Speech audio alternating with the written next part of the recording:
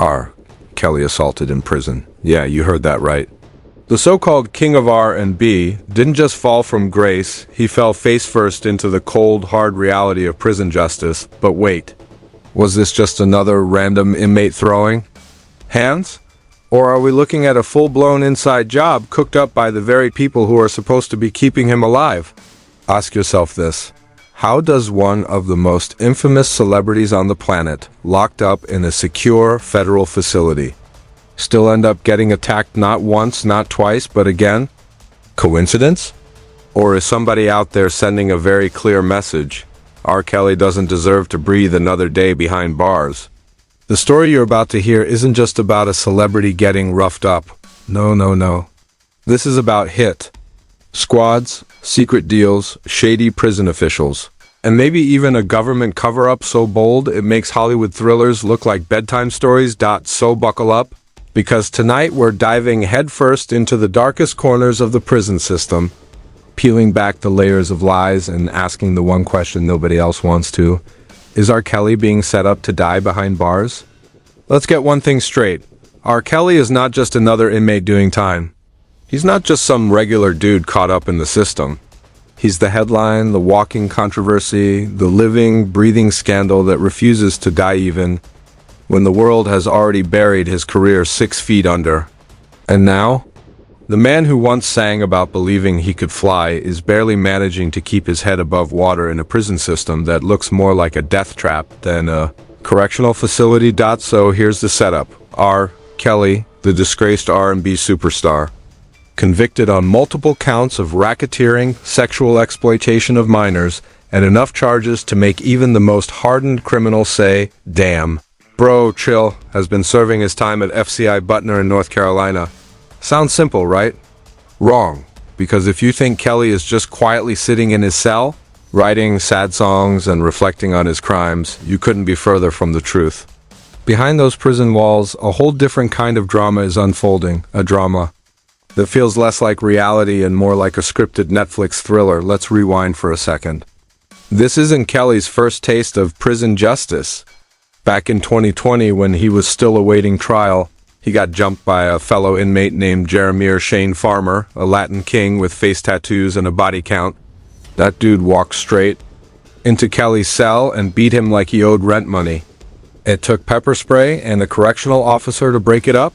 And here's the kicker. Farmer later filed a handwritten note in court claiming the government made him do it. Yeah, he straight up said officials egged him on to attack Kelly, and while people laughed it off at the time, fast forward to today and suddenly that claim doesn't sound so crazy, does it?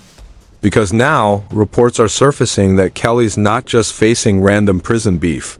Nope, this time the threats against his life are looking a whole lot more organized, a whole lot more calculated, and possibly tied to the very people who are supposed to be protecting him. We're talking about prison officials allegedly recruiting gang leaders, cutting secret deals, and dangling freedom in front of dying inmates if they just do one thing. Silence Robert Sylvester Kelly once and for all, and here's where things get real twisted. One of those inmates, Glenn Stein, a high-ranking Aryan Brotherhood shot caller, terminally ill and supposedly with nothing left to lose, came forward with a sworn statement saying he was given a straight-up assassination assignment. Get transferred to Butner, blend in, and then take R. Kelly out in exchange. He'd be allowed to escape custody and live out his last days a free man. Hollywood couldn't write it better, but instead of carrying out the hit, Stein says he had a sudden change of heart. Imagine that, a man who spent decades behind bars, racking up a reputation for violence, suddenly deciding he doesn't want R. Kelly's blood on his hands. Instead, he walks up to Kelly and drops the bomb. They sent me here to kill you. Just sit with that line for a second. Imagine being R. Kelly, already disgraced, already hated, already living every day on thin ice, and then hearing that the guy in the next cell block was literally assigned to take you out. Not by rival gang members, not by enemies on the street, but allegedly by the very system that locked you up. If that doesn't make your blood run cold, I don't know what will. According to Stein's sworn testimony, prison officials weren't just casually joking about roughing Kelly up. No, they were straight up negotiating like mafia bosses.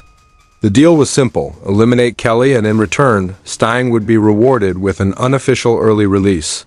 Think about that for a second.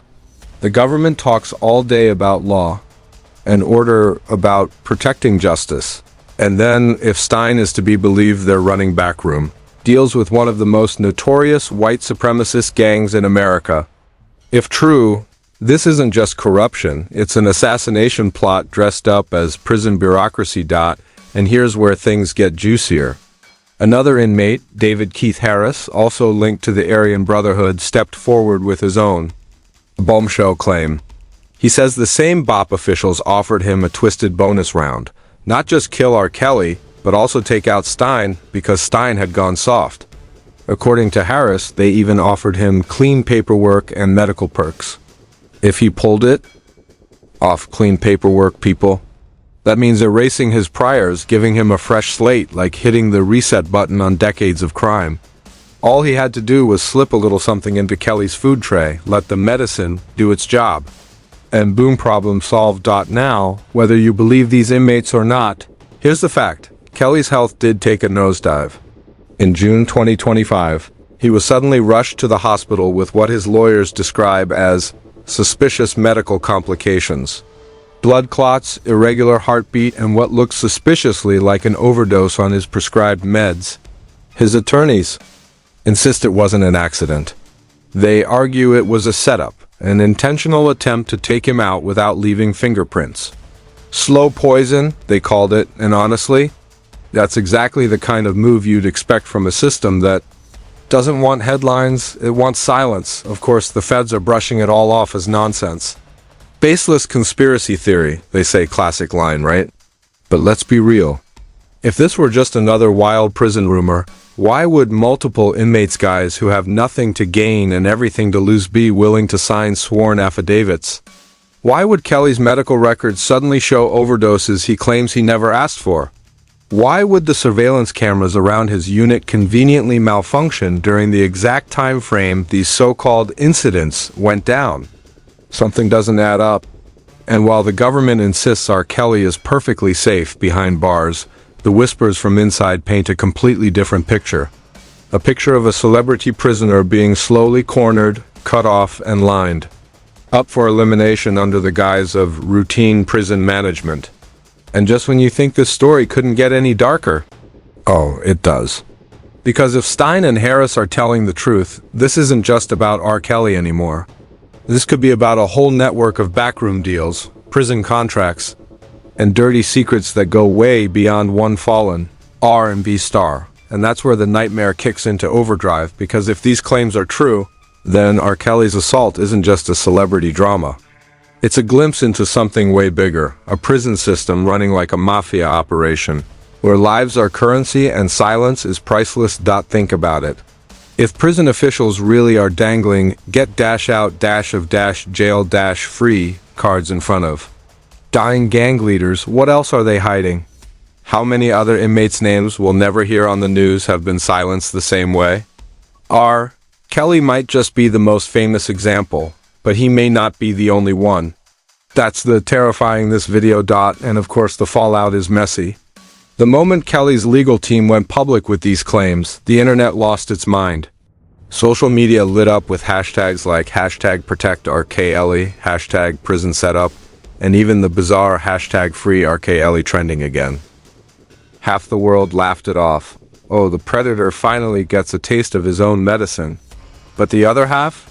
They're connecting dots. They're saying, wait, if they can target someone this famous, what happens to inmates with no fame, no money, no lawyers, no spotlight? The fake leaks only added fuel to the fire. An anonymous email supposedly from a whistleblower inside the Bureau of Prisons claimed there's an entire program nicknamed Blackout, designed to eliminate high-profile inmates who become a liability. The email alleged Kelly was marked as Tier 1, meaning top priority for removal, because of the dirt he was allegedly ready to spill about illegal wiretaps, witness intimidation, and pay-to-play deals between federal prosecutors and informants. Sounds like something out of a spy novel, right? But people ate it up. YouTubers, TikTokers, Twitter threads exploded. Meanwhile, Kelly's lawyers doubled down. They filed emergency motions, demanding not just protective custody, but a full-blown federal investigation into the Bureau of Prisons. They even went as far as appealing directly to Donald Trump, claiming only a presidential pardon could keep their client alive. Yeah, a pardon for R. Kelly. The irony writes itself, and while the government keeps chanting the same old line, baseless conspiracy, no credible evidence, rumors of resignation started swirling. Whispers about wardens being quietly reassigned, medical staff retiring overnight, files disappearing from prison servers. Nothing confirmed, of course, but in scandals like this, the cover-up always looks louder than the crime. The most controversial twist? Some activists are now comparing Kelly's case to Jeffrey Epstein. Remember him?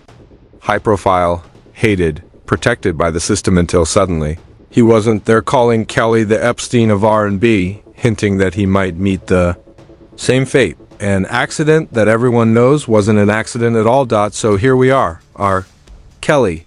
Once a global superstar, now reduced to a pawn in a prison chess game where the stakes aren't fame, fortune, or music, it's life or death. And if the whispers are even half true, then his assault inside those walls isn't the end of the story. It's just the beginning of a scandal so big, it could shake the entire prison system to its core, because the real question isn't, was R. Kelly assaulted? It's who wants him silenced. And why are they so desperate to see him gone?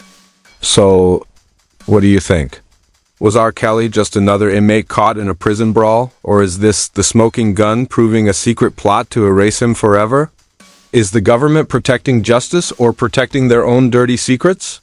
Drop your thoughts in the comments, because this story is bigger than one man. And trust me, the deeper we dig, the uglier it gets. If you want the raw truth they don't want you to hear, smash that like button, hit subscribe, and turn on notifications, because the next scandal we uncover might blow this one wide open.